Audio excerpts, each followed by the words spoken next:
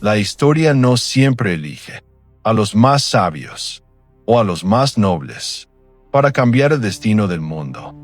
A veces, elige a los que no tienen nada que perder, a los que han crecido con el sabor de la tierra en la boca y el frío de la indiferencia en los huesos. Francisco Pizarro no era un hidalgo de cuna de seda. No sabía leer ni escribir, y su firma era apenas una marca de cruz, hecha con manos callosas. Era un hombre que creció cuidando cerdos en las llanuras secas de Extremadura, un hijo ilegítimo que solo conocía el hambre, el barro y la mirada de desprecio de los poderosos. Pero dentro de ese hombre, bajo esa piel curtida por el sol de España, latía una ambición tan vasta y tan oscura como el océano que decidió cruzar. En este canal, no te vamos a contar el cuento del héroe civilizador que trajo la luz a las tinieblas. Te vamos a contar la historia de un depredador, un hombre que olió el oro a miles de kilómetros de distancia y no se detuvo hasta ahogarse en él o morir en el intento. Si buscas una versión limpia, romántica y políticamente correcta de la conquista, este no es tu lugar. Aquí diseccionamos la huella de la codicia humana en su estado más puro, más violento y más descarnado. Como un hombre que no sabía firmar su nombre, con un puñado de soldados, desesperados y hambrientos, pudo arrodillar al Imperio del Sol, una civilización de millones de personas. Quédate, porque lo que vas a escuchar es la anatomía de un ascenso imposible y una caída bañada en sangre propia. Si quieres entender el precio de la ambición absoluta y lo que sucede cuando un hombre decide que su destino vale más que el mundo entero, suscríbete ahora. Aquí no adoramos el pasado, lo desenterramos con las manos desnudas. Imagina el Panamá de 1520, un pantano infernal de enfermedades, mosquitos y promesas rotas, donde los hombres morían buscando un mito que se les escapaba entre los dedos. El Dorado. Pizarro ya era un hombre viejo. Para la época, pasaba los 50 años, una edad en la que la mayoría de los hombres solo esperan la muerte. Podría haberse retirado con su pequeña encomienda, viviendo de los restos de su pasado, pero su alma estaba enferma, poseída por una sed que el agua no podía calmar y que el tiempo solo hacía más profunda. Se asoció con Diego de Almagro y el clérigo Luque en una empresa que todos en las tabernas de Panamá llamaban locura, suicidio y estupidez. Fracasaron una vez. Fracasaron 2 veces. Sus hombres morían de infecciones. Sus naves se pudrían en la costa, y el hambre los obligaba a comer cuero y raíces amargas. Cualquiera se habría rendido. Pero Pizarro tenía la paciencia de las piedras y la voluntad de los demonios.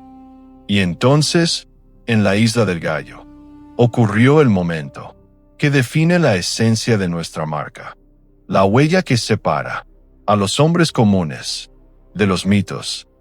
El gobernador de Panamá, harto de financiar un cementerio flotante, envió un barco para recoger a los supervivientes y poner fin a la expedición. Pizarro no dijo una palabra. Sacó su espada, el acero brilló bajo el sol del trópico y dibujó una línea profunda en la arena blanca de la playa. Señaló al norte y luego al sur. Por este lado se va a Panamá, a ser pobres.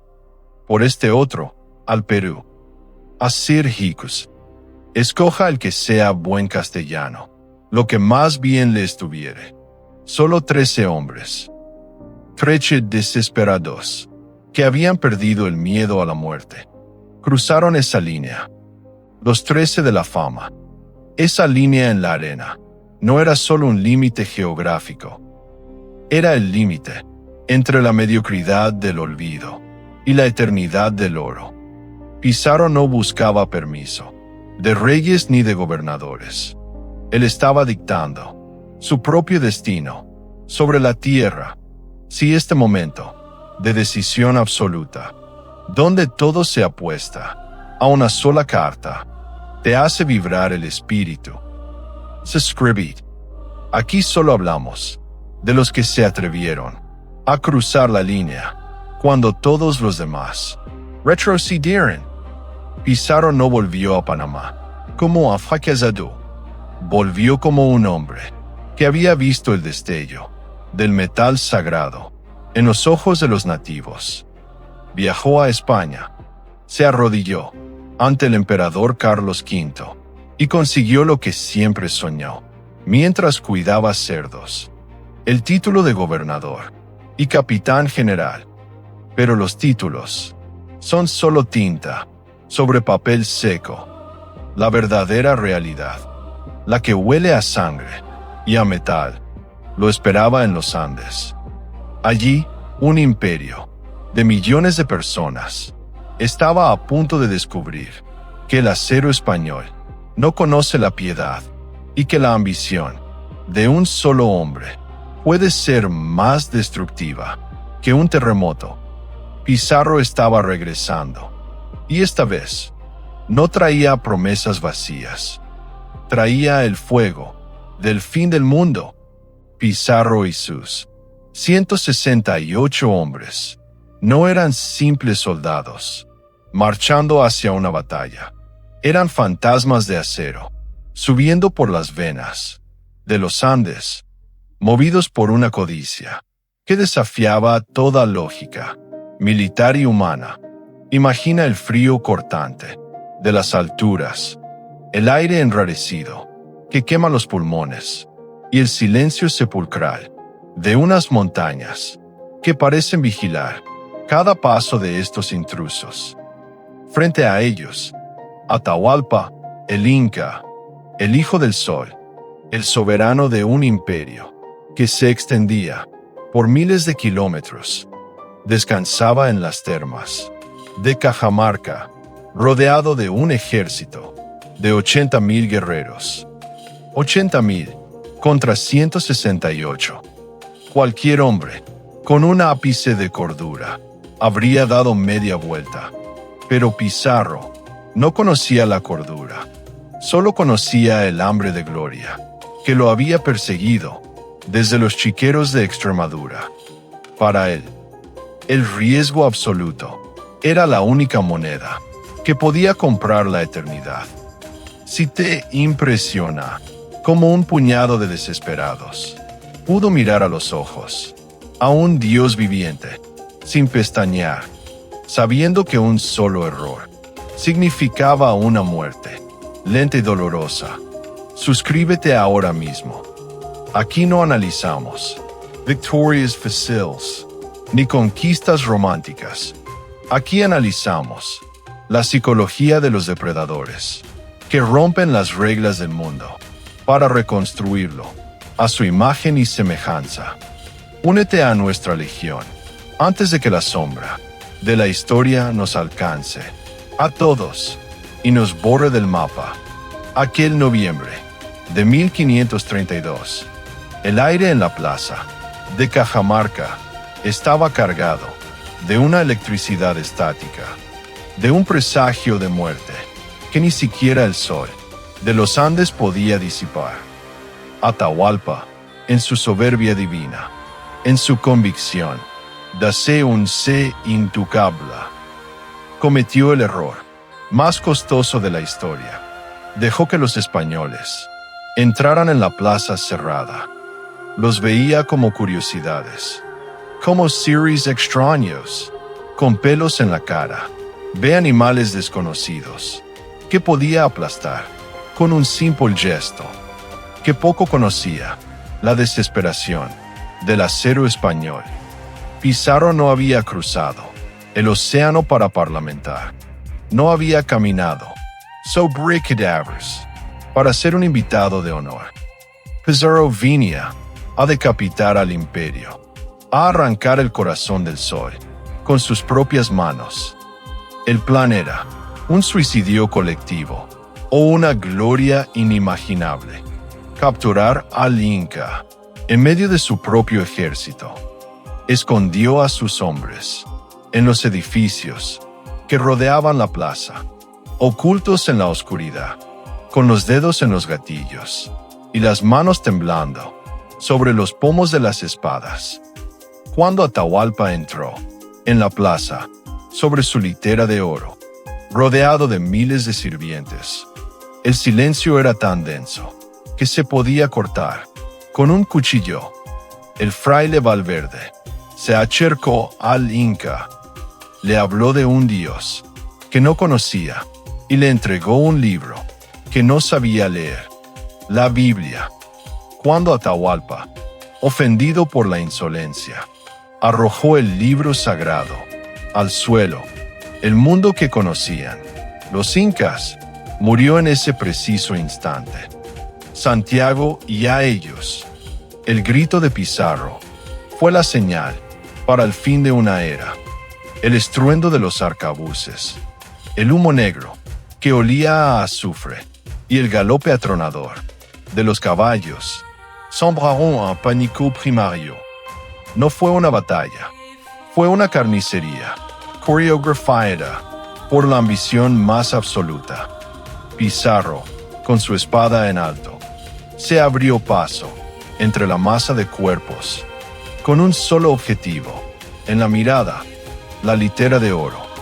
Él mismo agarró el brazo del Inca. Él mismo lo derribó de su trono.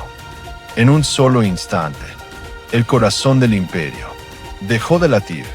El Dios viviente estaba encadenado por un hombre que no sabía firmar su propio nombre, pero que sabía cómo someter a un continente. Atahualpa, prisionero en su propio palacio, entendió pronto que el único Dios que adoraban estos extranjeros no era el de la Biblia, sino el metal amarillo que brillaba en sus ojos, el oro, para comprar su libertad. El Inca hizo una oferta que todavía resuena en las pesadillas. Prometio Liner, una habitación entera de oro y 2 de plata. Pizarro aceptó, pero mientras veía cómo las caravanas llegaban, cargadas con los tesoros, acumulados durante siglos, su sed no se calmaba. Cada lingote, cada máscara sagrada, solo servía para alimentar un fuego que no tenía fin, porque la ambición de Pizarro no tenía un límite físico. Él no quería solo el oro, él quería el alma de esa tierra, quería el poder de vida de muerte sobre cada piedra de los Andes. A pesar de cumplir su promesa, a pesar de entregar el tesoro más grande jamás visto, Atahualpa fue condenado a muerte. Pizarro rompió su palabra con la misma frialdad con la que un carnicero corta la carne. Esa es la verdadera huella de la ambición, una marca roja que no conoce la lealtad, ni la piedad, ni el honor, solo el frío cálculo del objetivo final. Pizarro había ganado el juego más peligroso del mundo. Tenía el oro, tenía el imperio, tenía la gloria, bañada en sangre. Pero el oro tiene una maldición antigua. Siempre atrae a otros depredadores, más jóvenes y más hambrientos. Y mientras Pizarro se sentaba en su nuevo trono, las dagas de sus propios compañeros empezaban a brillar en la oscuridad. Francisco Pizarro, el hombre que no sabía leer, había escrito con la punta de su espada el capítulo más brutal, asombroso y oscuro de la historia de toda América. Tenía el título de Marqués de los Atavillos. Tenía una ciudad, fundada por él mismo, Lima, la ciudad de los reyes. Y tenía más oro, del que cualquier ser humano podría gastar en 1000 vidas. Pero el oro, que le arrebató a los incas, fundiendo sus dioses y profanando sus templos, traía consigo una maldición, invisible pero implacable, que no perdonaba a nadie: la envidia corrosiva de sus propios hermanos de armas. Diego de Almagro, su antiguo socio, aquel que cruzó la línea en la Isla del Gallo, cuando no tenía nada más que esperanza y hambre, se sintió traicionado por el reparto del botín y el poder. La conquista del Perú se transformó en una guerra civil fratricida, una danza de sombras y acero, donde los conquistadores empezaron a devorarse entre sí, como lobos en una jaula de oro. Pizarro, en su implacable ascenso, ejecutó Almagro, pero las deudas de sangre siempre se cobraban con intereses letales. Si este círculo vicioso de poder, donde el cazador se convierte en presa y la riqueza es solo el combustible para la traición, te hace reflexionar sobre la naturaleza del éxito. Suscríbete ahora mismo. Aquí no buscamos finales felices ni moralejas baratas. Buscamos la verdad, que queda cuando el brillo del oro se desvanece y solo queda el frío del mármol. No dejes que el tiempo borre las lecciones que estos hombres pagaron con su propia existencia. Aquel domingo de junio de 1541, la ambición de Pizarro llegó a su destino final en una habitación cerrada de su palacio en Lima. Un grupo de conjurados, movidos por una sed de venganza, asaltó la residencia al grito de «Muera el tirano». Pizarro, que ya era un anciano de más de 60 años, una reliquia de una era de hierro, no murió, suplicando clemencia.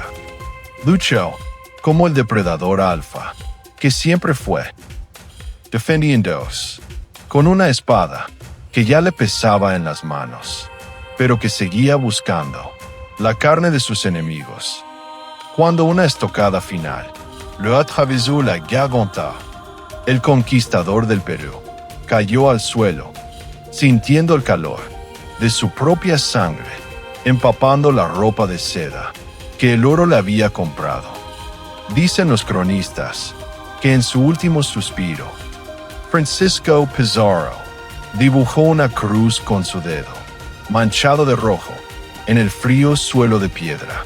Besó la marca de su fe, antes de que la luz se apagara para siempre. Murió solo, en la ciudad que él mismo trazó, rodeado del lujo que le costó el alma. Fue un genio militar, o un carnicero, movido por la codicia.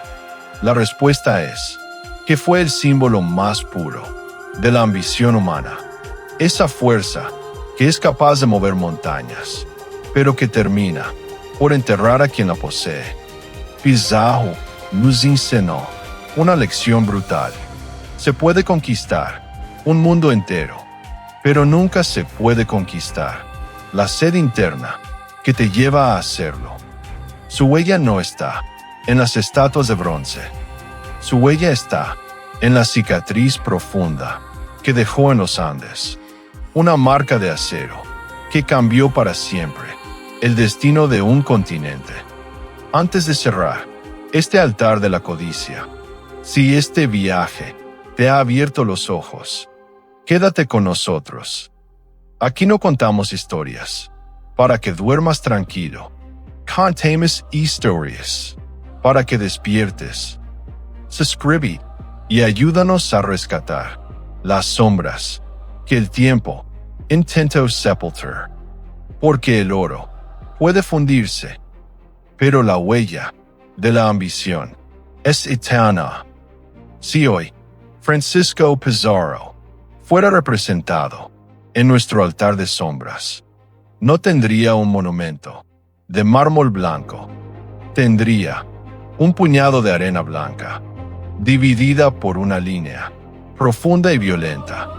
Una máscara inca de oro, deformada y fundida a medias por el fuego. Un contrato viejo, manchado de sangre, firmado con una simple cruz. Y una daga de acero toledano, oxidada y mellada por el paso de los siglos. No para celebrarlo, como a héroe, no para ignorar el rastro de dolor que sembró a su paso, sino para recordar la gran verdad de este canal.